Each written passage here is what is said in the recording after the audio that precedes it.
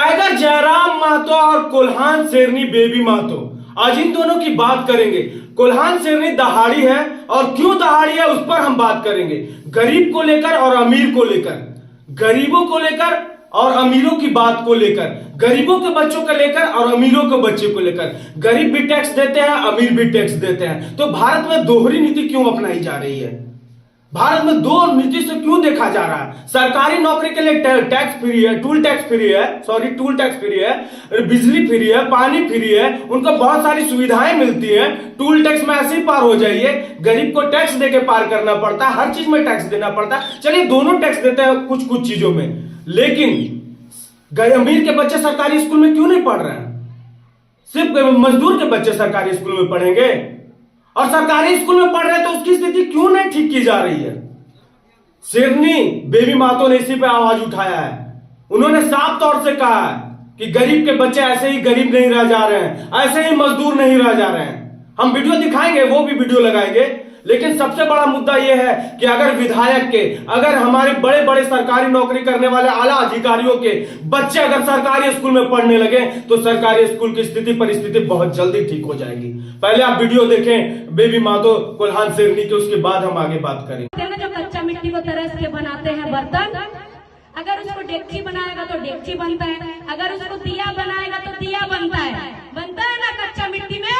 तो वही हमारे झारखंड के लोग इतने भोले भाले लोग हैं कि अगर इन्हें कोई आके, इनके सामने कोई आके अगर अपना दुख सुनाने लगेगा, अगर एक उदाहरण देकर समझा रही हूँ, अगर कोई करोड़पति अरबपति आदमी आएगा और झारखंड के लोग जो हम मांग के खा रहे हैं, अगर हमारे सामने आके हाथ फैलाएगा, उसके पास हम जान रहे अरबों संपत्ति है, लेकिन आके बोलेगा कि भाई हमारे बच्चे भूखे हैं, हमें दो ना थोड़ा खाने के लिए। लेकिन हमारे झारखंड के लोग इतने भोले वाले हैं, अपना पेट को भूखा रखेंगे, अपना बच्चा को भूखा रखेंगे, उनको परोस देंगे।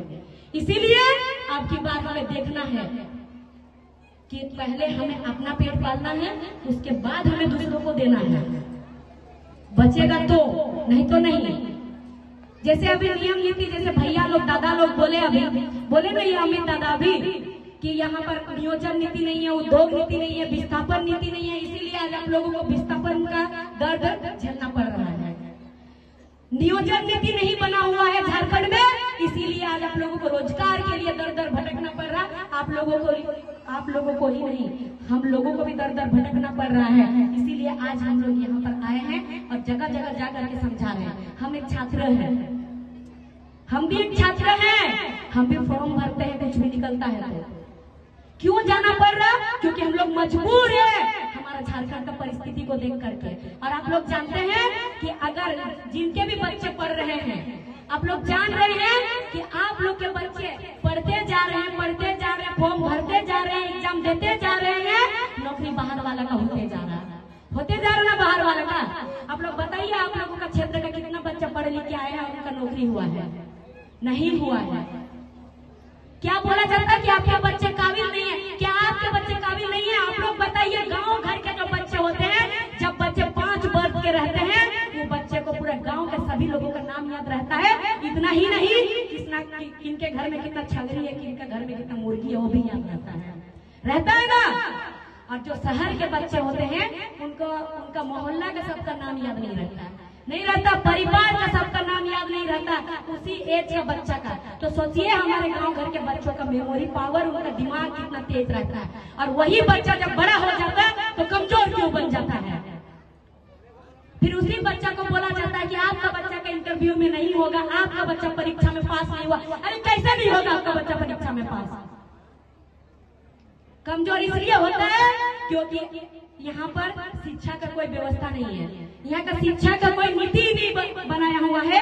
यहाँ हमेशा बोला जाता है कि सबको शिक्षा, सबको ज्ञान, खाली दीवारों पे लिखा जाता है और चुनाव से पहले खाली माइकों में कहा जाता है और भाषण दिया जाता है, वो सिर्फ भाषण में है। लेकिन अभी शिक्षा का कोई नियम नीति नहीं है, सबको शिक्षा नहीं मिल रहा है बराबर। अगर सबको शिक्षा बराबर तब मिलेगा जिस दिन वो विधायक, संसद के बच्चे और सरकारी पदाधिकारी के बच्चे सब सरकारी स्कूल में पढ़ेंगे। आप लोग बताइए, जो सरकार का पैसा ले रहे हैं, सरकार का गाड़ी ले रहे हैं, सरकार का बंगला में रह रहे हैं, बिजली फ्री, पानी फ्री, सब चीज फ्री, क्योंकि वो सरकारी नहीं है, तो फिर उनके बच्चे सरकारी स्कूल में क्यों नहीं पढ़ रहे हैं?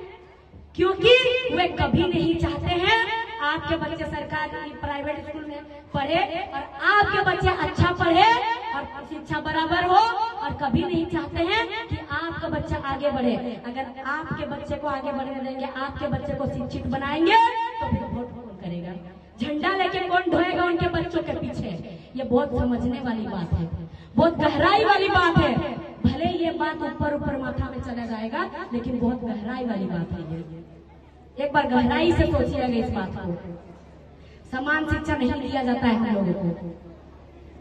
और ठीक उसी प्रकार से जब महिलाएं, गर्भवती महिलाएं, जब बच्चा होता है, बच्चा जब गर्भ होता है, तो उसको अस्पताल लेके जाया जाता है। अस्पताल लेके जाया जाता है ना, अस्पताल जाते हैं ना, वो जाते हैं अस्पताल। अस्पताल में कोई सुविधा नहीं है। अभी हाल फिलहाल का बात बता रहे, हमारी भाभी का देहांत हुआ अस्पताल का लापरवाही के कारण। अस्पताल में क्या करता है? डॉक्टर नहीं है। अगर डॉक्टर है तो वहां कोई सुविधा नहीं है, नहीं रहता है सुविधा। शर्माने वाली बात नहीं, हकीकत बात है। अगर किसी का नॉर्मल डिलीवरी हो जाता है, तो फिर अगर उसका ब्लडिंग बंद नहीं होता है, तो निश्चित है कि वो महिला का अस्पताल में मौत होगा, क्योंकि कोई सुविधा नहीं है अस्पताल में। और जो सरकार में बैठे हुए, जो सरकारी पद में है, उनके बहू बेटियों को बड़ा बड़ा प्राइवेट अस्पताल लेके जाया जाता है। उनके बहू बेटियों को सरकारी अस्पताल क्यों नहीं लेके जाया जाता है? क्यों नहीं? ये पूछना है, ये सवाल करना है, क्यों नहीं ले जाया जाता? क्या हम गरीब के जान का इतना भी कीमत नहीं है? क्या हम गरीब लोगों का जान का कोई कीमत नहीं है? नहीं है क्या? आपके बहू बेटियों का जान का कोई कीमत नहीं है क्या? तो फिर इस बात पे हम लोग सब चुप क्यों रह जाते हैं? अभी रास्ता पे चलिएगा, जगह जगह पे रोड में टैक्स देना पड़ता है ना टैक्स। हम सब गरीब लोगों के लिए टैक्स है। किसी का गाड़ी में आगे नंबर प्लेट के सामने एक बोर्ड लगा रहेगा, उसके लिए टैक्स नहीं है। माननीय डीसी महोदय के लिए टैक्स नहीं है। सरकारी पदाधिकारी है तो सरकारी पोस्ट में है तो क्या हुआ?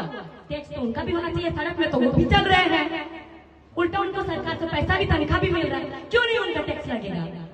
कोई विधायक है, सांसद है, उनका टैक्स नहीं, उनका टैक्स नहीं, ऊपर से टैक्स जो उनके कार्यकर्ता है उनका भी टैक्स नहीं लगता है, और हम सबका टैक्स लग जाता है। इसी चीज का विरोध किए थे, और यहाँ उसका विरोध हुआ था इस संथाल परगना से कि हम लोग लगान नहीं देंगे। ये भी तो एक प्रकार से लगान है ना, लगान है ना। हम लोग जमीन दिए सड़क बनाने, और उसी सड़क में चलने के लिए हम लोग को पैसा देना पड़ता है, टैक्स देना पड़ता है ना, देना पड़ रहा है। और अभी अगर आप लोग बच्चा को पढ़ाने जाइएगा, किताब खरीदने, कुल्हान सेरनी किस तरह दहाड़ रही है। उन्होंने झारखंड के लोगों के बारे में कितनी बड़ी बात कही। उन्होंने बात कही है कि झारखंड के लोगों के पास अगर उनके दुश्मन भी पहुंच जाए तो वो पानी मांगेंगे तो उन्हें पानी पिलाएंगे। उनके दिल इतने अच्छे होते हैं झारखंडियों को, अपनी जमीन देकर, अपनी सब कुछ देकर वो बाहर प्रवासी मजदूर बन जाते हैं। बाहर में जाके उनकी मृत्यु हो जाती है और यहाँ के लोगों को नौकरी नहीं मिलती। अपना सब कुछ देकर, अपना जमीन देकर, अपना सब कुछ खोकर, फिर भी उन्हें कुछ नहीं मिल रहा है। कुल्हान सेरनी और टाइगर जयराम महतो तो इसी पर बात कर रहे हैं। झारखंड के लोगों को इंसाफ मिलना चाहिए, झारखंड के लोगों को यहां नौकरी मिलना चाहिए, झारखंड के बच्चे का भविष्य बनाना चाहिए, लेकिन उस पर कोई बात नहीं करता। टाइगर जयराम महतो ने विधानसभा सत्र में साफ तौर से कह दिया था कि जितने भी विधायक हैं सारा अपना डाटा निकाले कि कितने बच्चे सरकारी स्कूल में पढ़ते हैं। सच्चाई यह है कि किसी विधायक और किसी बड़े सरकारी अफसरों के बच्चे सरकारी स्कूल में नहीं पढ़ते हैं, जिसकी वजह से आज सरकारी स्कूलों की स्थिति कितनी खराब है वो आप भी देख रहे हैं और आप भी जान रहे हैं। तो ये वीडियो कैसा लगा ये जरूर बताइएगा, और अपना कमेंट भर भर के दीजिए अपना प्यार के रूप में, और कमेंट में जरूर बताएं कि अगला वीडियो मैं कैसा लाऊं और किस पर लाऊं। धन्यवाद। जोहार झारखंड।